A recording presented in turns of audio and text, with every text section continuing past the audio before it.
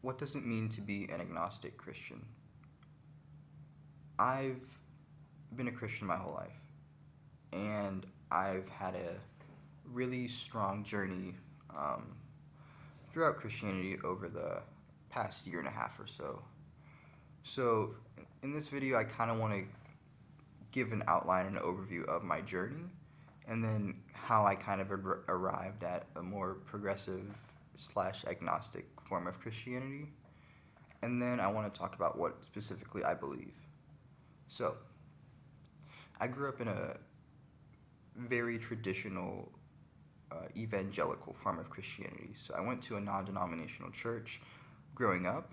On Sundays, I went to a Methodist church on Tuesdays, and then I went to a conservative Presbyterian church on Wednesdays. So, from the time that I grew up, I was a Christian, and I always believed in Christianity, but I was never really certain. Um, and as I got older, I had some difficulties with the church. I got very bored of church, and I kind of stopped believing. But once I became 17, I started to go back to church, and I started coming back to a Methodist church. Um, and as I started to go back, I kind of found myself more attracted to the more conservative, more traditional evangelical versions rather than the more progressive liberal versions. So, for probably a good 6 or 7 months, I considered myself a very conservative evangelical Christian. I didn't support gay marriage, women pastors. I believed in biblical inerrancy. I held to a lot of more traditional beliefs. And that began to kind of unravel once I began to study biblical scholarship. So it all started with watching a debate between a Protestant and a Catholic. And I watched this debate, and after watching it, it was the first time I ever really doubted my faith. It was the first time I was like, maybe I'm wrong about this, right? And so that kind of led me into a journey to where I started studying the Bible from more of an academic perspective, and I learned about critical scholarship. I started to study philosophy of religion, and I started to learn about different worldviews, people who were atheists and didn't believe in God. And I kind of realized that a lot of the reasons that I had weren't as rock solid as I had imagined. So I tried my best to hold to these traditional beliefs, but I really just couldn't. I tried my best, but all of the evidence seemed to point towards the Bible having errors and the Bible not being inerrant. It seemed to point to the fact that there weren't really good reasons to be against gay marriage in the church. And all of those things combined kind of led me to this more progressive form of Christianity. And so for probably a good 3 or 4 months, I was a progressive Christian, but I was still very confident in Christianity being true.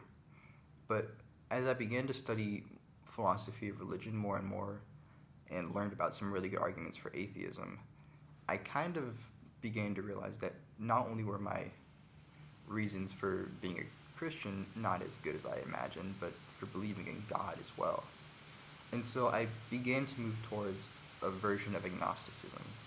So I, I'll define agnosticism in two different ways. There's suspension agnosticism, in which you suspend belief until given further notice. And then there's epistemic agnosticism, in which you kind of put yourself in the middle. You're like 50-50 about all of the evidence. So I became a suspension agnostic. I decided that I would just try and have a clean slate, and I would suspend belief until I had researched it more. But that just left me with a lot more doubt. I realized that I had no clue what was true, and I had no confidence at all that Christianity was true, that God existed, or any of these things. And so after losing that confidence, I still went to church, still prayed, still read my Bible, but I felt so much less confident in it. This time I started to listen to people like Dan McClellan, Peter Enns, Kevin Carnahan. These are professional biblical scholars slash philosophers who have TikToks, so I watched their videos on TikTok, and it was certainly helpful, but I guess I kind of got the impression that I was going to end up having to be agnostic for my whole life. That doubt was going to be this thing that just invaded my life, and I was never going to be able to overcome and escape. And that scared me. But over time, I kind of began to accept that maybe that's just how life is. Maybe I'm just going to always doubt this. Maybe I'm always going to be an agnostic. And that was my position until roughly 2 months ago, when I began to study philosophy of religion a little bit more in depth. And I realized there were some pretty good arguments for God's existence, and I started to realize that a lot of the critical scholars who had made me stop believing in biblical inerrancy, they were still Christian. So I was like, okay, well, maybe I can still be a Christian while engaging with critical scholarship, engaging with academic philosophy of religion. And once I realized that, I kind of started to gain more credence in Christianity. But that kind of leads me to where I am now, where I consider myself more of an epistemic agnostic, where I consider myself to be somewhere in the middle. So I think there's good reasons to believe in God. I think there's good reasons to not believe in God. And so I consider myself to be somewhere in the middle. And then when it comes to Christianity, I think the case is stronger than I once thought, but ultimately I'm unsure. I'm kind of in this phase of my life where I'm trying to figure things out. I'm doubting everything. I'm doing a lot of research into academic philosophy of religion, critical scholarship of the Bible, and I'm at this point where all of my beliefs are just constantly changing. And so I find myself as an agnostic Christian, a person who identifies with the social identity Christian, who goes to church, who prays, who occasionally reads his Bible, although not as often as I used to. But I'm agnostic. I don't know if God exists. I don't know if Christianity is true. I'm still very much in the search of that. But as long as I'm still searching for it, I want to continue to hold on to the tradition that I've inherited.